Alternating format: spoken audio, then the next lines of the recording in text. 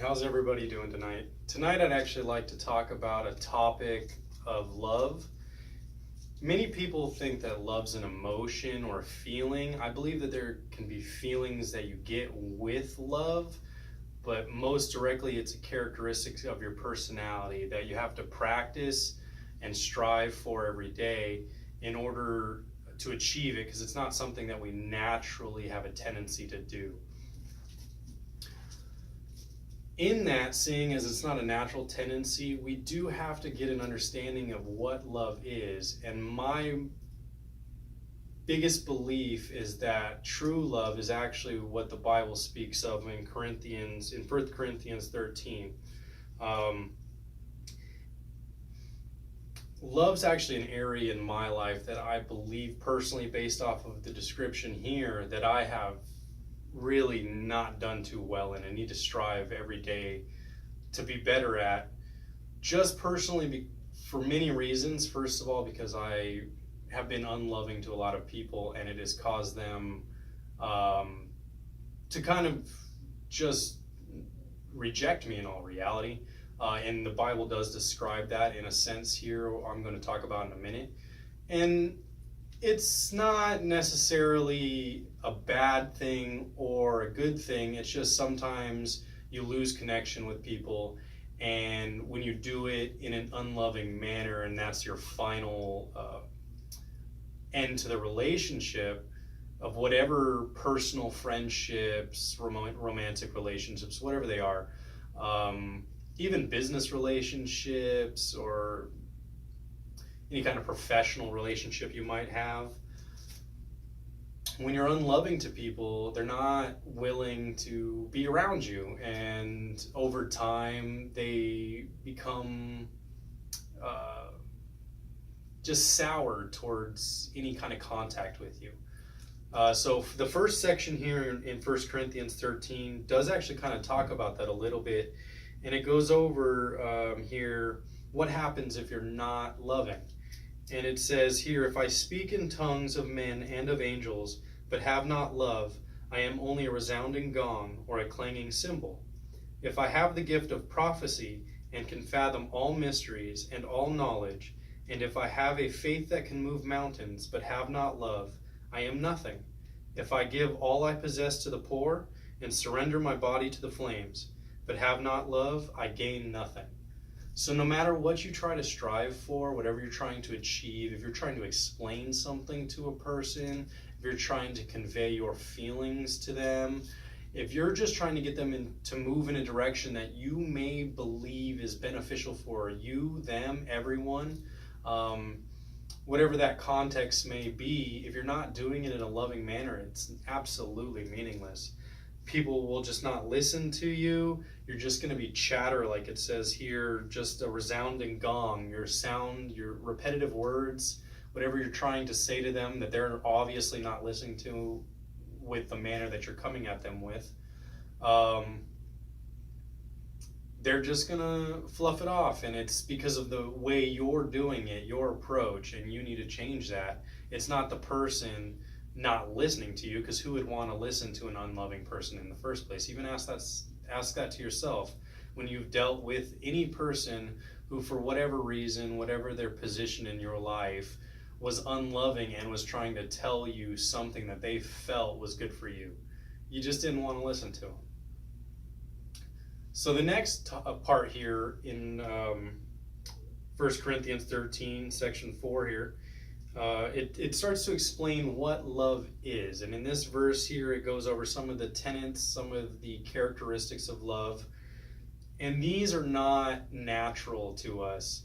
We have a tendency to do the exact opposite of most of this. And you'll see here, even when we're using the word love or trying to tell somebody that we are loving them, we're doing most of the stuff here it says that is not love.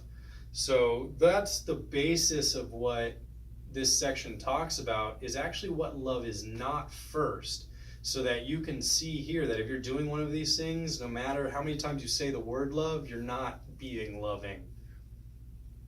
So love is patient, love is kind. It does not envy, it does not boast, it is not proud, it is not rude, it is not self-seeking, It is not easily angered. It keeps no record of wrongs. Love does not delight in evil, but rejoices with the truth. It always protects, always trusts, always hopes, and always perseveres. So in this first section, love is patient. That's a really, really hard one, especially for the age that we're in with all this instant gratification and the technology that's constantly giving us that fix that we need quite more quickly than we normally would get it from natural circumstances. Even waiting in line nowadays is getting to anger people and cause them to lash out just simply because they have to stand and wait for something that they wanted in the first place. So if you're trying to be a loving person, you need to be patient. And in all reality, that just simply means to sit and wait. Love is kind. This one is a little harder for people to grasp, I believe, because kind is really, really encompassing when it comes down to it. It's so vague that it covers so many actions. So kindness, you have to just constantly check yourself to it, because sometimes it's kind to tell somebody nice things, and sometimes it's actually flattering and self-seeking. Sometimes it's kind for you to allow certain people to maybe pass in certain circumstances, like let's say in the line situation where you let somebody in front of you. But then there are other situations where maybe people are already irritated, and you allowing someone else to cut in front of the line would actually set them off even more. And in those circumstances, the kindness area can kind of shift. So you do have to be careful with that one. It does not envy. So when you're being a loving person, when somebody does something good for themselves, gains something, has something of their own, you don't really get jealous of them for having it. You actually are glad that they have the thing that they have. That's real important to try and practice, because we constantly want what our neighbors have, what our family has, what other people have worked for, and we don't know why they have it, what they need it for, what in their life they've done to get that thing. And so we can't really say how much we deserve it or how much we want it. We kind of should just let those things go, and the things that we have, we should be grateful for. So love doesn't boast. And now this one's a real hard one for people, because most people, when they're trying to express that they love someone, start to tell them the things that they've done for them or the actions that they've taken in order to say that they're a loving person toward this other person. But I personally believe that's boasting. If you truly love or are trying to be a loving person towards another individual, you're not really going to throw those things out there to try to rope them in. You're kind of just going to give your feelings without trying to put guilt on somebody. And personally, I have had a lot of difficulty in this area, because one of the things you want to do constantly is justify why you love somebody.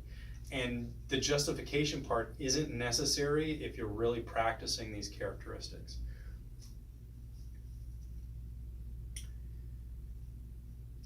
It is not proud, so it doesn't ever boast itself up again or exclaim that they've done this thing because they're so great. That's not really what love is. Love is what you're practicing in order for you to change, for you to do something better, for you to not be this resounding sound just clanging in people's ears. It is not rude, so it doesn't interject or jump into the middle of a conversation. It waits, till the end, and then it expresses itself. not being rude too, it's also at the same time not trying to do ad hominem arguments, insulting people, using misdirection or deception. It's plainly, in the kindest way, in the gentlest, lowest point for yourself, trying to express to the other person why you feel this way, or just whatever it is you're trying to convey. It's not self-seeking, so it's not trying to get something for itself by expressing love. It's not trying to get into somebody's pants. It's not trying to get them to do what they want. It's not trying to gain a political position. It's not trying to win somebody over. It's not trying to even have an end game per se, other than to be loving, and that's it. Not even for a specific individual, but for the person practicing love, because they're the ones that need to be loved.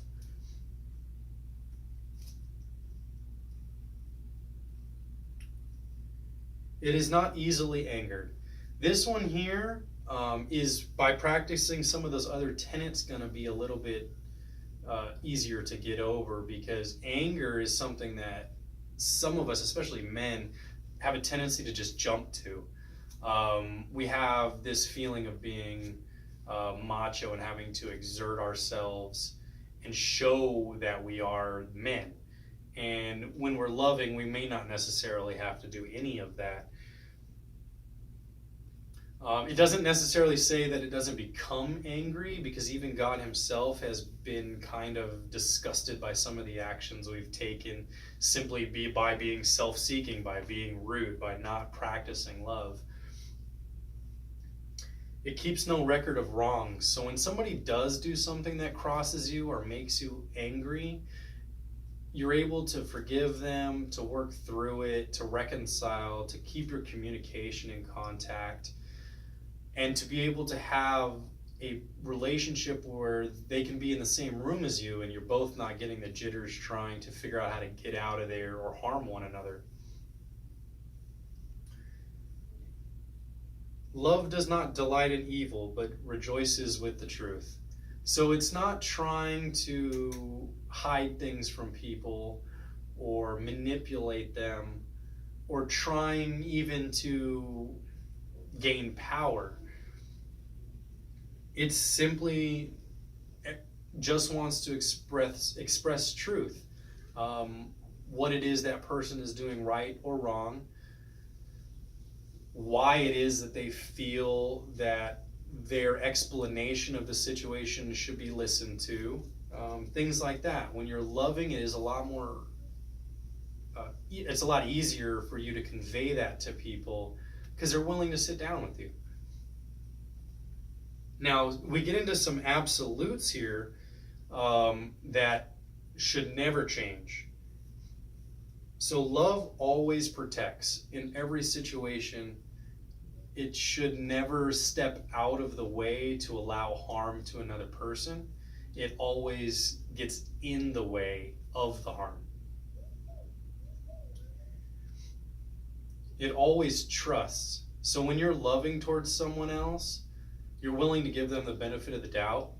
Even when you have a doubt, you are pushing that aside and trying to correctly think of that person in a way that they can feel that they're trusted, not just you saying it to them. And in every situation, it trusts that the outcome will be the best outcome all the time. It always hopes. So that goes in with the trust too. So not only does it trust the action to be fulfilled, it also has the hope that it will be fulfilled. And it always perseveres. So even when it seems like the situation is becoming dreary, it always tries to push through until that hope and trust is fulfilled. And no matter how many times it seems like it's never going to come through, love always strives to stand by someone's side and fight for more instead of just backing down.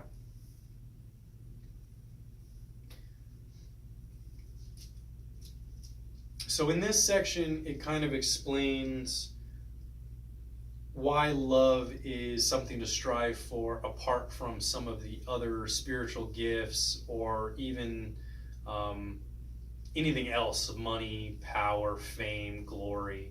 All those things should never come before trying to practice the tenets of love. So love never fails, but where there are prophecies, they will cease. Where there are tongues, they will be stilled. Where there is knowledge, it will pass away. For we know in part and we prophesy in part. But when perfection comes, the imperfect disappears. When I was a child, I talked like a child. I thought like a child. I reasoned like a child. When I became a man, I put childish ways behind me. Now we see but a poor reflection as in a mirror. Then we shall see face to face. Now I know in part, then I shall know fully, even as I am fully known. And now these three remain, faith, hope, and love. But the greatest of these is love. Now, no matter what we try to achieve, no matter how much information we try to gather, how many books we read, how far into the future we can see, how best we can deduct different tendencies of society to see what the outcome is going to be, no matter what our philosophies are, no matter what really we do, at the end of the day, all of those things are going to fade away. I personally, exercise, try to eat a little bit healthier. I do try to read quite a bit so that I can keep my mind sharp and keep knowledge. But eventually, I'm going to become an old man. I'm eventually going to see a day where I may be asking people for help. And if I'm not practicing love before I get to that point, I won't have it. And in all reality, love will never fail. And it says it right here.